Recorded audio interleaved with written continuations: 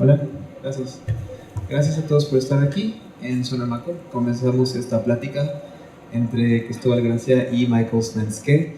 Originalmente Michael iba a estar acompañado de Frida Escobedo y Lauren Halsey, quienes por motivos de logística y de aeropuertos no pueden estar ahorita con nosotros, pero la conversación va a abordar los temas que originalmente se plantearon.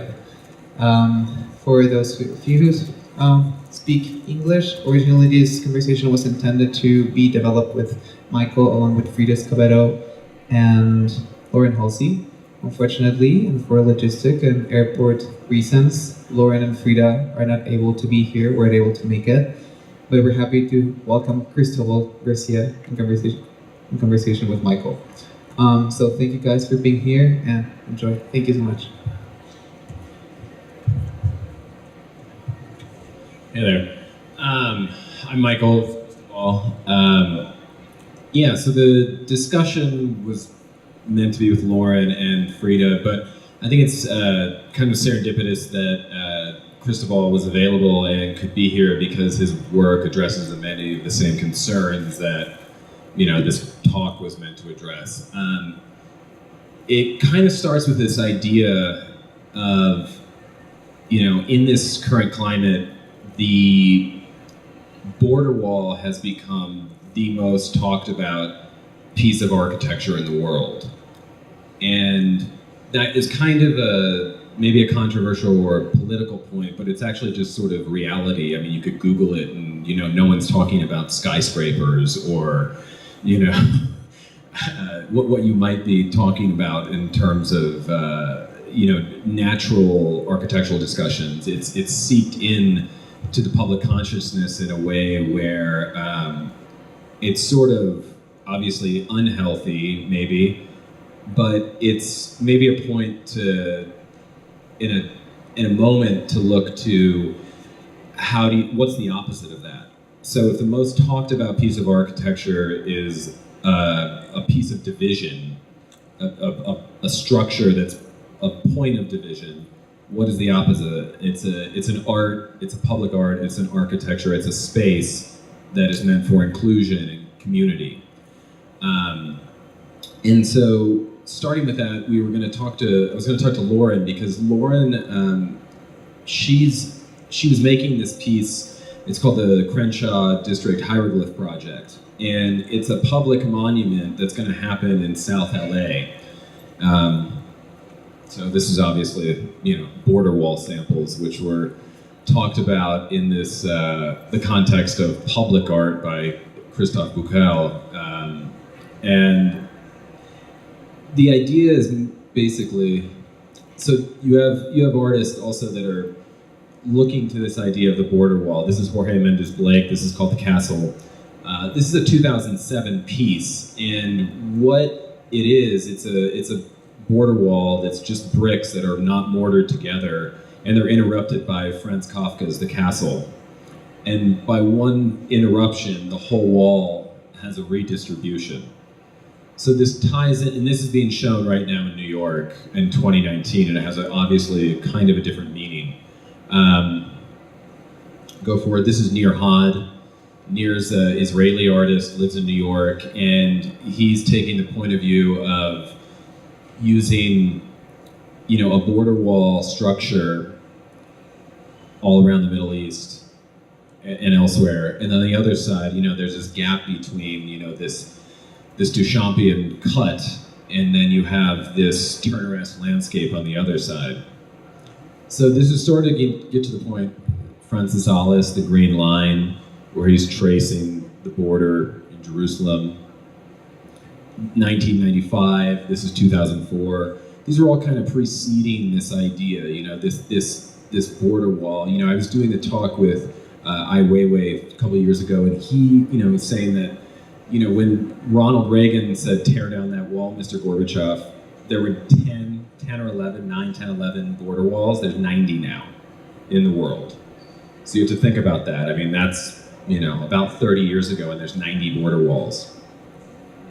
This is Minerva Cuevas. This is the Rio Grande crossing piece, where she makes a political act of crossing the Rio Grande, a border crossing, obviously illegal in some senses. though it shouldn't be. And this leads us to Cristobal.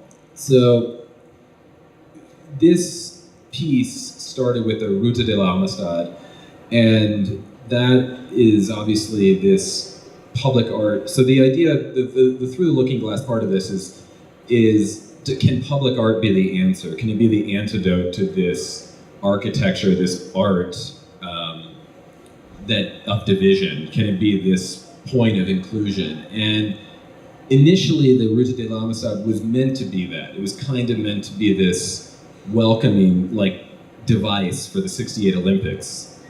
But it was also sort of a facade of what the political situation was. And right before, 2 days before the Olympics, where you had the student protest and the massacre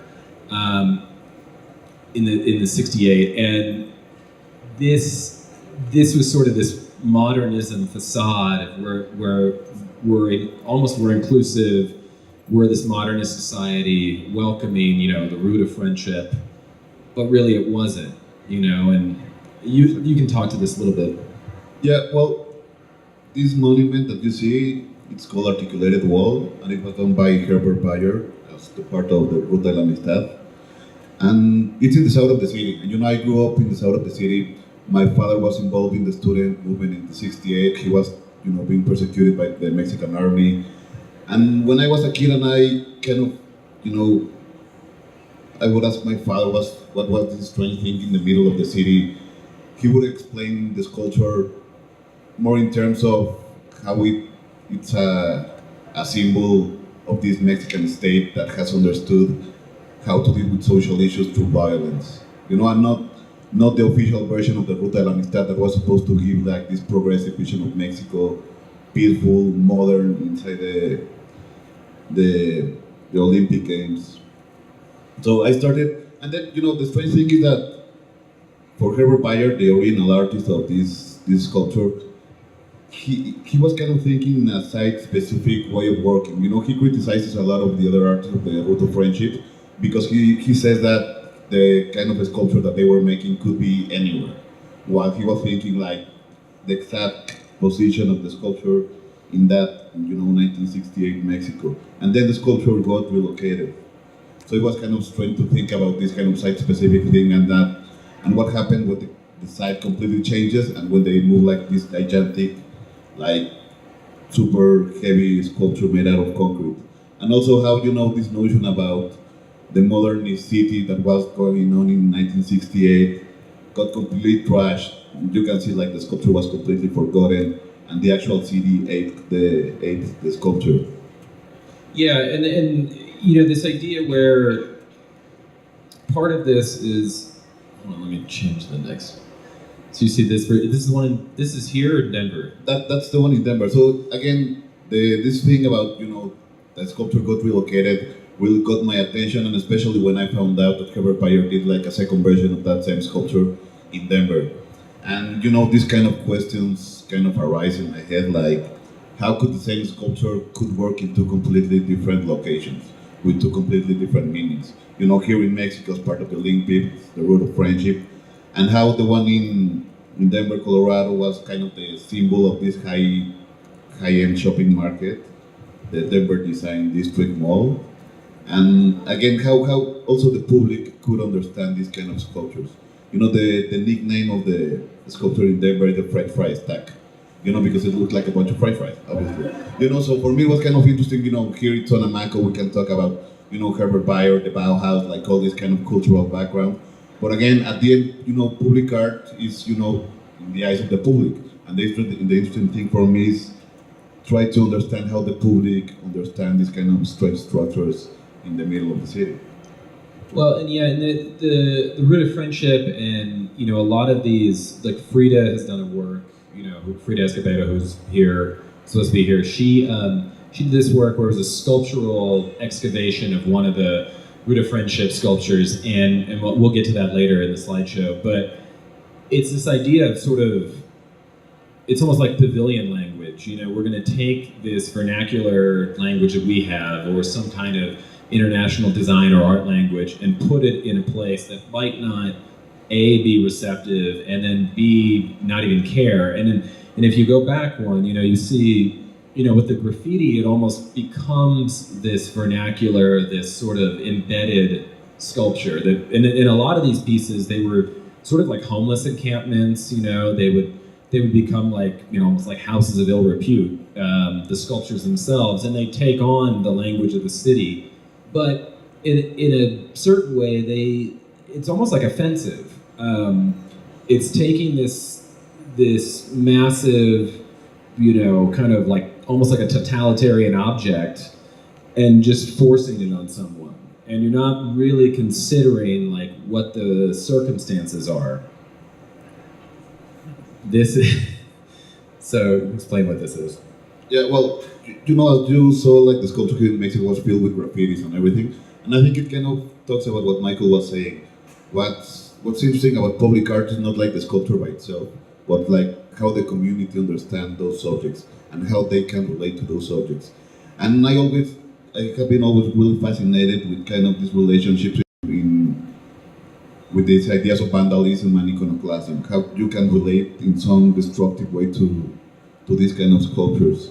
And I was kind of thinking how I could destroy this articulated wall, sculpture, but without actually, destroying it, but talking more like in an artistic way of thinking, like more like the meaning of the sculpture. And this kind of funny thing that the sculpture was known as the French fry stack kind of gave me this opportunity of how to destroy this sculpture. So what I did in Denver as part of the Biennial of the Americas, I organized a French frying contest in front of the sculpture. That for me it was this idea of turning the actual sculpture in a bunch of French fries so that the people could eat it.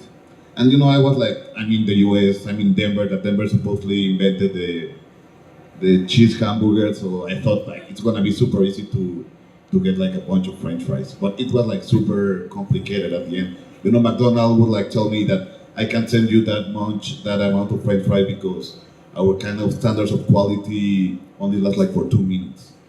So that's what McDonald's told me, Burger King told me that no, we can't sell you that amount of French fry because each restaurant like gets certain amount of food, and if you take that much French fries, like you will kind of destabilize like the organization of the restaurant. So at the end, the only restaurant that sold me the French fry was Wendy's. So in some way, Wendy's became like an interesting part of the project. And after kind of destroying this sculpture, I made my own version of the sculpture here in Mexico City. I think it's the next slide, that it's this one. It's like the same size of the original sculpture in the same spot that was done in 1968, but kind of again playing with this idea of how public sculpture and billboard and use kind of the same language, information, and like physical structure. And for me, again, the important thing about this quote was the beep that has been used by Wendy's. It's also kind of talking about where all these bodies that have gone missing by the Mexican state. I consider my version like kind of a corpse skeleton version of the original articulated wall sculpture, playing with these kind of similarities with billboards. And again, for me, it's kind of asking where have gone all these kind of dead bodies that the Mexican government has been disappearing. Not just in 1968, but it's a kind of thing that still goes on in Mexico. Yeah, and the idea, I guess, is with the public sculpture, in a lot of ways, when these things are commissioned, and I'll get to this other piece that we were meant to talk about with Lauren, but it's this idea of advertising. This is an advertisement for Mexico City. This is, look at us. We are this modern, progressive, cultural world capital. Invest in us, believe in us, come have the Olympics with us, which is obviously, like kind of the facade of diplomacy, and Olympics have been boycotted by various nation states over, history, but it's this idea of we're all going to shake hands and sort of, wash ourselves clean for whatever, 30 days or however long it lasts. And that's an interesting thing also. Matias Geritz and Pedro Ramirez Vázquez were the organizer of the Ruta de la Amistad, and they decided to only use concrete abstract sculpture to kind of avoid tensions between the communist bloc and the United States, because everything about, this kind of Olympics and the road to friendship had to be understood under the political context of the Cold War. And at the end, Matías Guedes, when he was like dying in the 90s in Mexico, he said that the road to friendship should be destroyed. So for me again was kind of following this way of thinking of Matías Guedes, kind of trying to achieve this destruction of the road to friendship. That again, I think he was really conscious about that it was a project done in a specific time, and how history revealed that, this idea of modernism, of progress, was a complete lie. And that's, I think, why he said that it should be destroyed. So this is a photo here of UNAM. It's a wall. It's a Pedregal wall, and it's intervened on here by Abraham Cruz Villegas. This is actually a photo I took for a story years ago. But what Abraham was doing is there's an ecological site at the university, and this wall is sort of the wall to nowhere. In a lot of ways, it's kind of references this wall culture we're talking about. Like, where are these walls going? Who are they protecting? If you're talking about a border wall between the U.S. and Mexico and it's only for security, well, wouldn't you do one on Canada? There's, what is the logical through point of all these walls? And so for Abraham he took this, it's almost like this extension where he took the trash that was being dumped in these ecological sites and he repurposed it onto the top of the wall. And there was 1,000 pounds of trash that he was sort of incorporating into this, almost like a ready-made sculpture into the wall. And Pedregal is interesting too because Ajusco, where Abraham's from, it's all the lava stone is everywhere, and it's this sort of self-creating. It's a very good example of this idea of what is this way forward, or what is this way to make a public space that brings people together. And the Pedregal is all over Ajusco, and I think there's an image of it here. There. So this is a wall in Ajusco, and they would take the Pedregal, the lava stone, and sort of make these self-created structures, houses, roads, walls, but it's sort of like they're building their own, like if you go back here to the Watts Towers, Simon Rodia built these towers, and, just basically of, just the trash that he found around Watts, and they have become these icons of the city. But it's because he was using this vernacular language, and he just abandoned these and left them to the city. But it becomes a point of community, I think, when you're using a language that's of this place, for this place, by this place. And I think that's when these sort of communal situations can happen. This is the Heidelberg Project, in Detroit, and taking these sort of abandoned houses and taking this vernacular language and moving it forward. How do we create something that is beautiful, but describes the political situation, describes the blight, describes this is like as a reference to the '67 riots. It comes out of usually a place of conflict, but then the togetherness is the art. This art or architecture of inclusion is about the language of this space. This is the Crenshaw Wall, which was actually just defaced by neo-Nazis, but this is the schematic for the it's called the Destination Crenshaw, which is this huge art project. And this is also this is in LA, in South LA, and it's sort of near where Lauren's project's gonna be. And what it is basically a reference to the subway train that's gonna come through the city. And every other destination point in the city, it's subterranean or an L train. But in Crenshaw, they had it be a light rail. And a light rail is much more dangerous. And that's kind of a political thing, because what you're saying is through this historically black neighborhood, we're going to run the train on the street. So rather than, obviously fighting against that, what the neighborhood did was like, well, fine, then you're going to look at what we're about.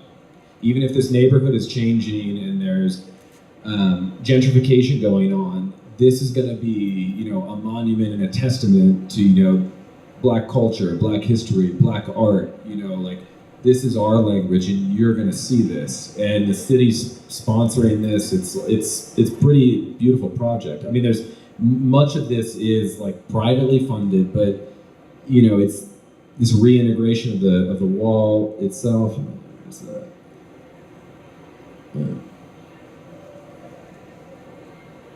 I don't know. Sorry. But it's this idea, that's Lauren's piece that was at the Hammer Biennial. A version of this will be outdoor and there'll be a public monument, the Crenshaw Hieroglyph Project. And if you can, it's hard to see here, but these carvings are on these gypsum tiles that will be translated into this, architectural material. But it'll have like a natural odalisque, it'll have rainwater, sort of like this perfect rainfall, waterfalls that will irrigate the space, green space, in an area that's not usually, doesn't have a lot of these spaces. And, it's sort of, encapsulating a history and then kind of moving the dialogue forward. What are we about now, then, and going forward? This is Frida's piece. And this is interesting because this is the Serpentine Pavilion that Frida did. It's this historic, kind of breeze block construction that's, vernacular to Mexico, but in the UK. And the interesting thing that about this structure is that the pavilions always move, and they move to places that are not in the UK and not usually in the home city of the architect. And like, what does that mean? What does it mean when you take this, kind of idea space and then move it somewhere? Maybe this ends up in Ireland or Russia or somewhere in Africa. It's kind of like, what does that mean? And I think what's interesting about Frida's piece is it's going to tell you something about Mexico. It can open up dialogues. This reflection point of the pond and the open sky.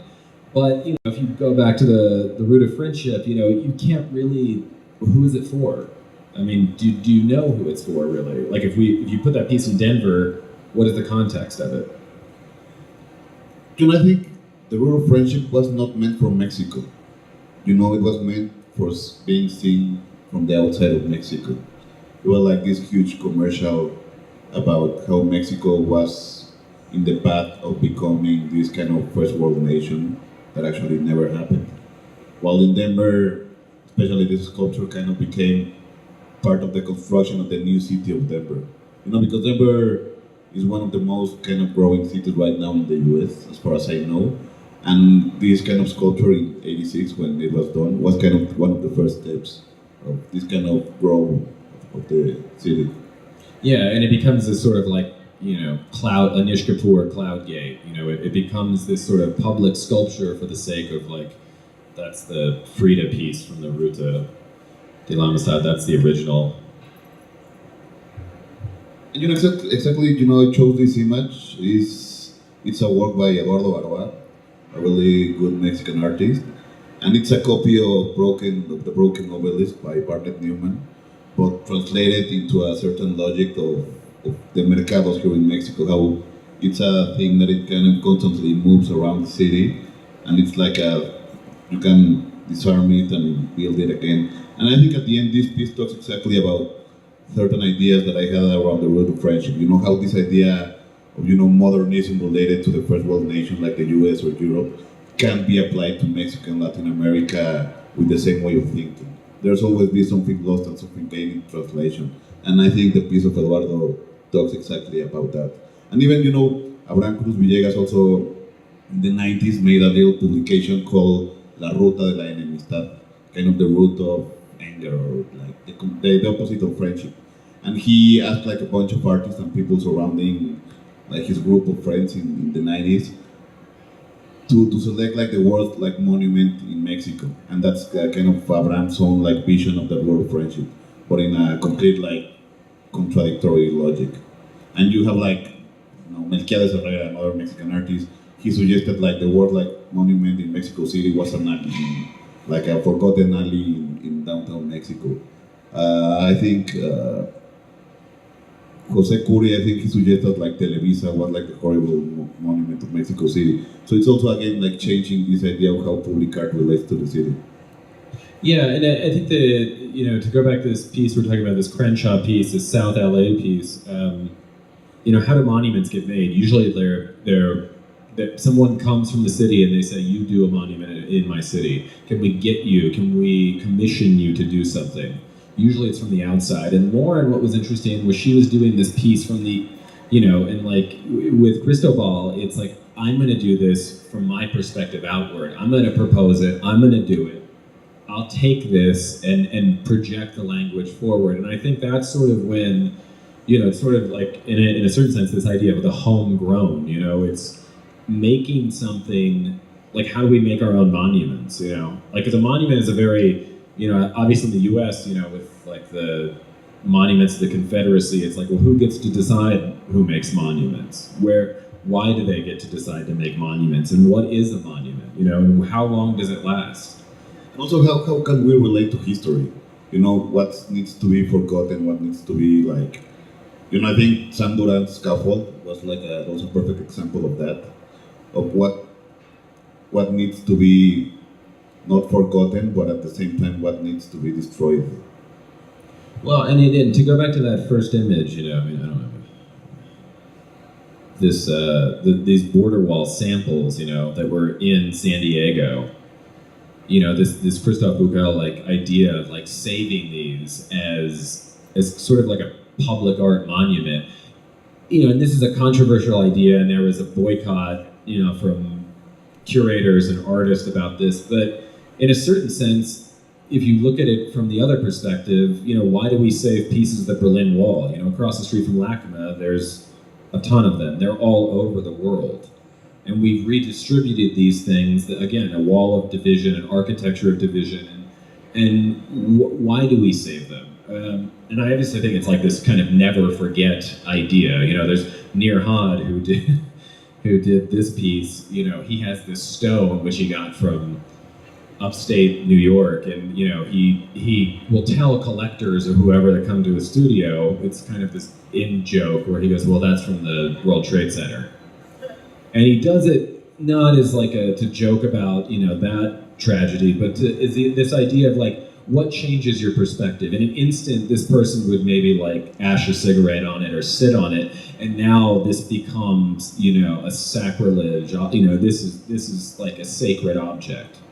So, I think it's sort of towing the line, and like, what do we get by keeping something that is a piece of division, a piece of sort of like terror or kind of tragedy, and then moving that forward.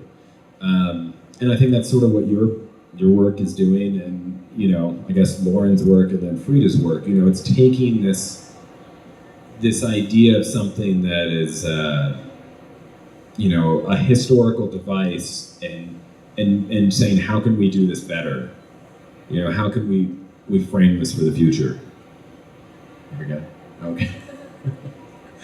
Let me see what else we have here.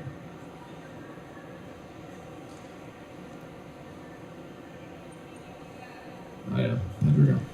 Are there any questions or?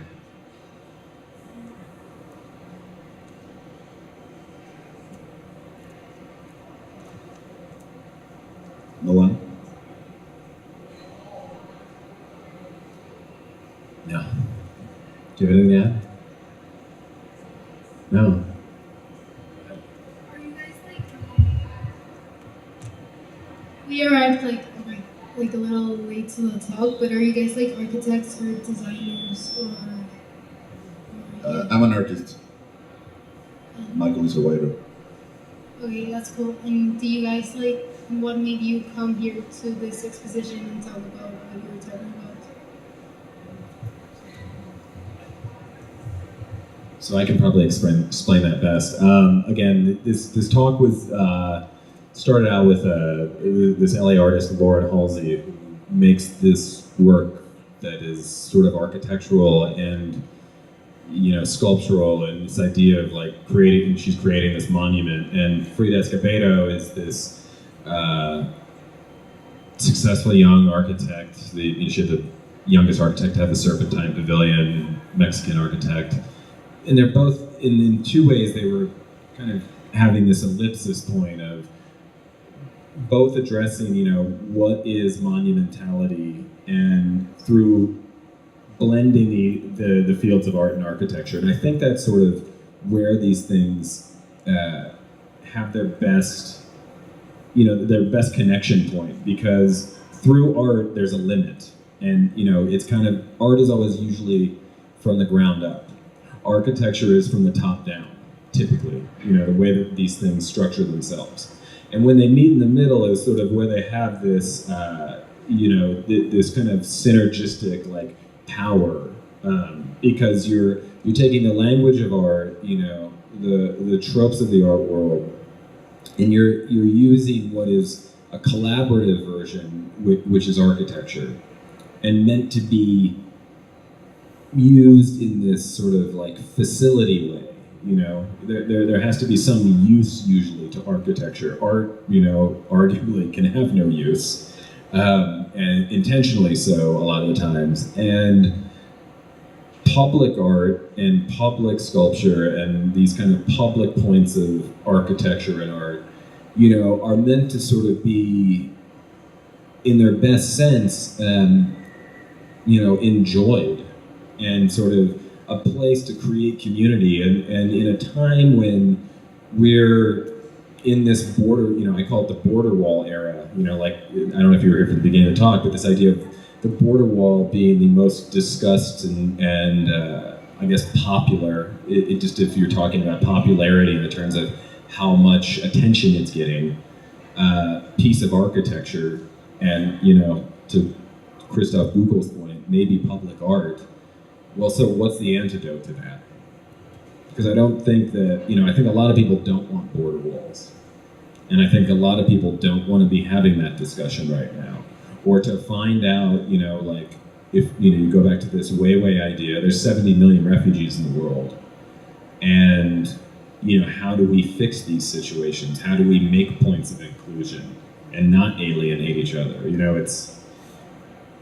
And I think it's through projects like this, hopefully, or, I think, again, what you were talking about, that was this kind of crossing point in between disciplines, like architecture, art.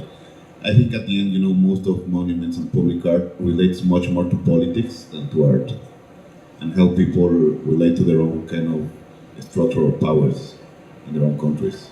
And that's, again, I think, Christoph Buchel's notion of turning these prototypes of the wall into monuments. You're not talking that Donald Trump is an artist or like it's the most beautiful thing, but it's kind of understanding the time that we're living in.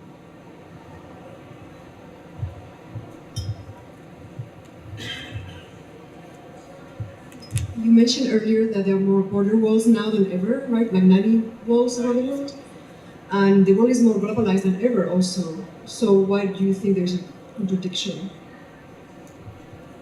I mean, I don't know what Michael thinks, but I think it's the notion of globalized world is talking about a logic around the economy, about more profit and less benefit for the workers, not about tearing down walls.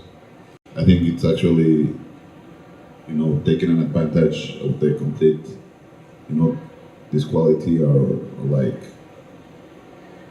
power structures of the world. Wait, so what it was I missed the last part of that question. The world is more globalized now than ever. Why are there more walls than ever? Well, I mean, I think there's two reasons. I mean, I think there's the political reason. You create these barriers, obviously, to. I mean, look. Let's just take the case of Trump, right? I mean, because before Trump took office, there was, we're talking. It's basically the same number of walls. This wall exists already. But I think in a lot of ways, it's like this manifest destiny project where you want the idea of the creation of the wall is almost more important than the wall itself, right? So, these walls, are proven not to typically create, maybe, Israel, Palestine, some walls are really, but they're built so high and so the advancement of them is so total that they do keep people out to a certain degree. But in a certain sense, all you're doing is create, they're political agendas, you know what I mean? It's this physical manifestation of a political agenda. And, there's economics behind that, but I also think it's just like people want to kind of have a legacy, in a sense. So that is a monument. You have to look at a border wall as a monument. And if you take this idea of, this will be my legacy, like Robert Moses created, the idea of public housing and projects. Probably, hopefully not, there was some idea like maybe this would be a good idea. But when you put people in, and then this is like utopia anywhere. This is, you're talking about in Brazil and Mexico, all these utopian structures sort of end in disarray. And I guess the idea is always to sort of like create, like on the face of it, the facade is like, well, we'll just all, good fences make good neighbors. There's a harmony, facade to all this. But the slippery slope of it turning into chaos, it's razor's edge.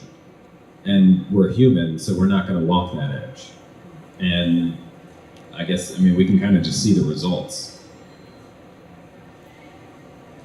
Are there any more questions?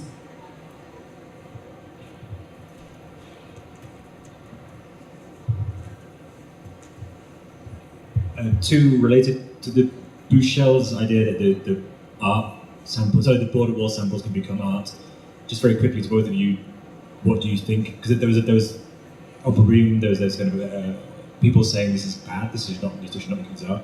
What do you think? Do you think it is relevant as art or not? What's your personal opinion on it?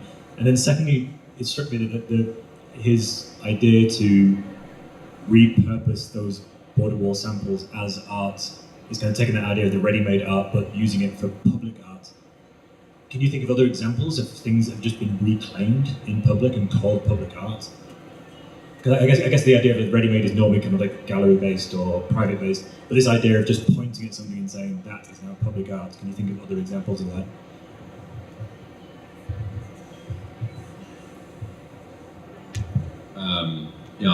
You can come after me, I guess. So the first point, I don't know if I'd call it public art really. What I think that I talk about this idea with a lot of artists, like this is the point of art, this is the moment of art, this is when it happens.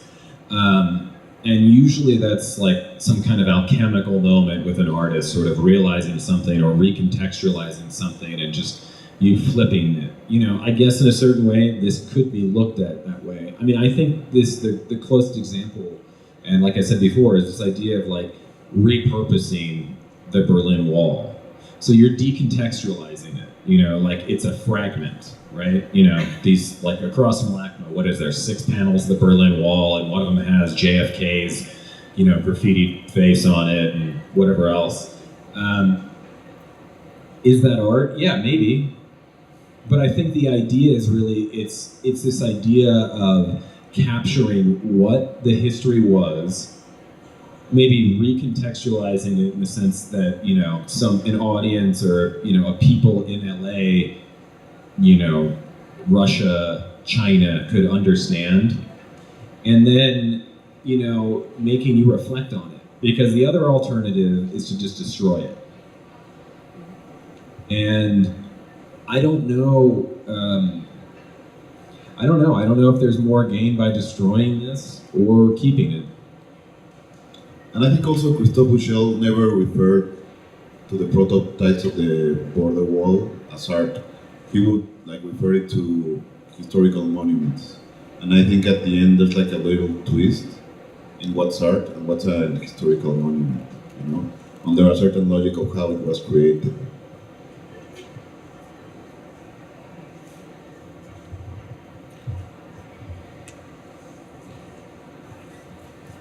Hi, I would like to know what are your conceptions of the community? And have you received any feedback of the art that you already have done from community nearby those monuments? And also the second question is, how can people heal through art going in public spaces, right?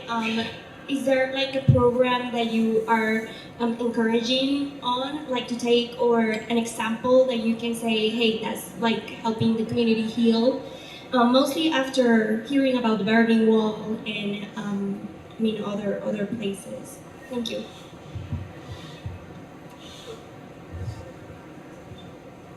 I mean, I guess was there a communal response in Denver when you did that? I mean, Well, in Denver, yeah, there was a communal response. They were quite supportive, as you know, in Mexico, not that much, because there's like a historical foundation, you know, that kind of is in charge of the Ruta de la Amistad, and the president of that kind of organization kind of hates me, because, you know, when I was talking about my project, for him, the Ruta de la Amistad is still this idea of the best example of the modernist Mexico.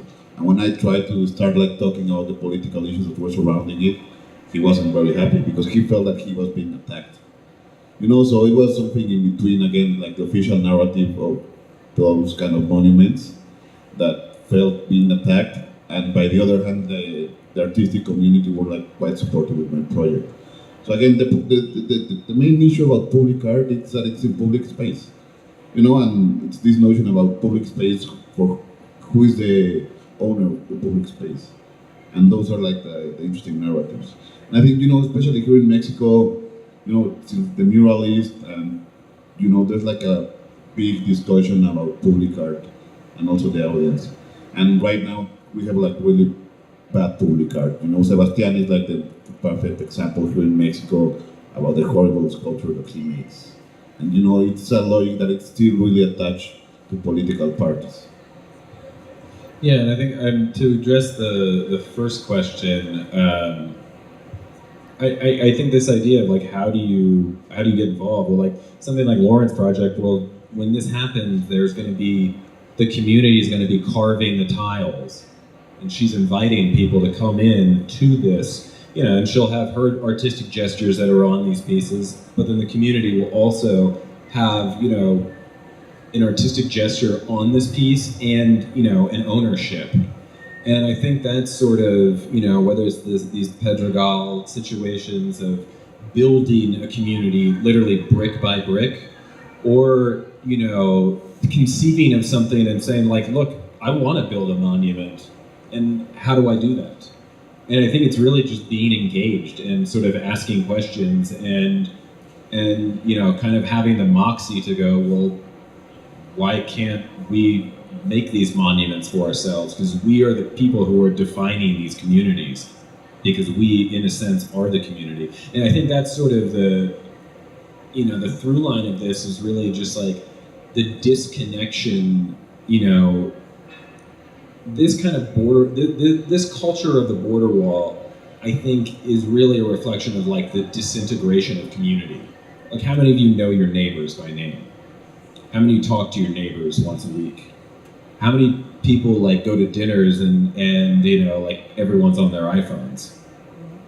And that's not an indictment of anyone. That's just sort of like a look at like where we are and how we might get back to this place of community, you know, like can there be this idea of like, let's create something together and move this one piece at a time, one brick by brick, one, you know, public art piece or plaza or pavilion, and, you know, try and make something that is communal.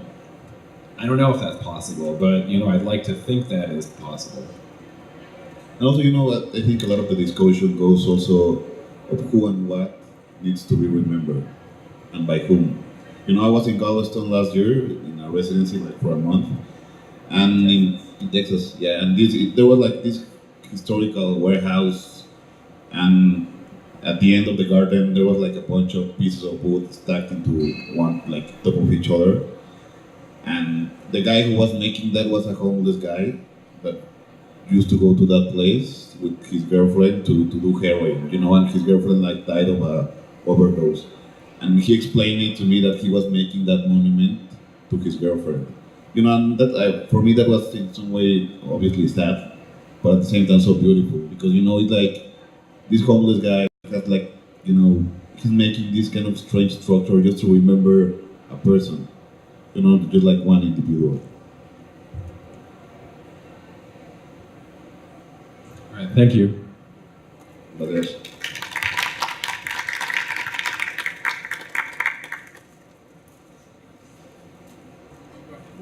A short one, but for me it's important. I would love to hear your opinions about what's happening with Bansky and the art dealers and all the movement around it. Your opinion. Thank you. So you're talking about the street artist Banksy. I think the idea is that the question is sort of that they're being appropriated and taken off walls and sold in art fairs like this. Yeah, I mean, do I agree with that? Probably not.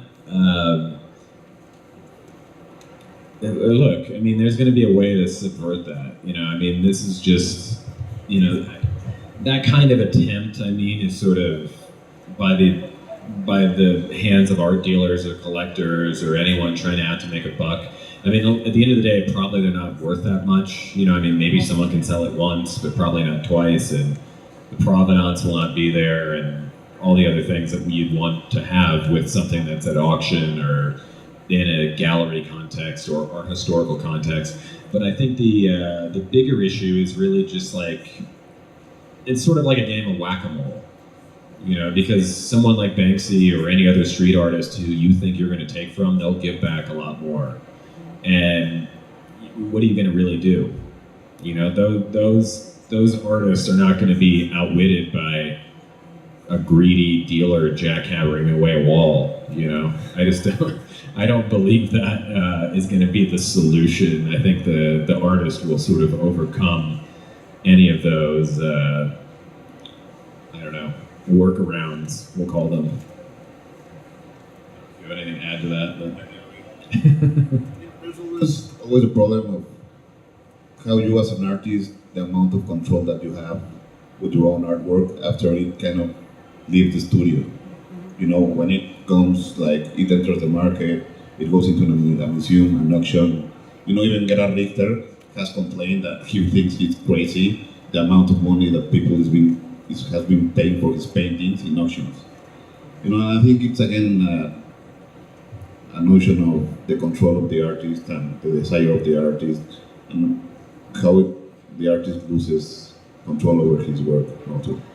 Yeah, I mean, I've always asked this question. I go, and maybe I'll write a story about it one day. It's this idea of, you know, asking artists, well, who would be the person that you really wouldn't sell your art to? You know, would it be a dictator? You know, would it be a pornographer? Would it be a, you know, just like a kind of tacky person? You know, and it's like, what is the line there, and what does that mean to have that line? And I think that sort of misses the point. You know, I mean, I think that sort of the idea and the best sense of any artist is that their willingness to let go and to not control things. Because look, at the end of the day, the artist, whether they think so or not, I believe anyways, that they sort of have this power. You know, David Hammons famously like remade, you know, the basketball chandelier, you know, as to kind of reclaim it, you know, and sold it at auction. You know? So I think that this idea of who owns these pieces or who can kind of control these artists, well, my answer is nobody, you know? Because if the artist is smart enough, they're going to take the power back. Is that it? All right, thank you.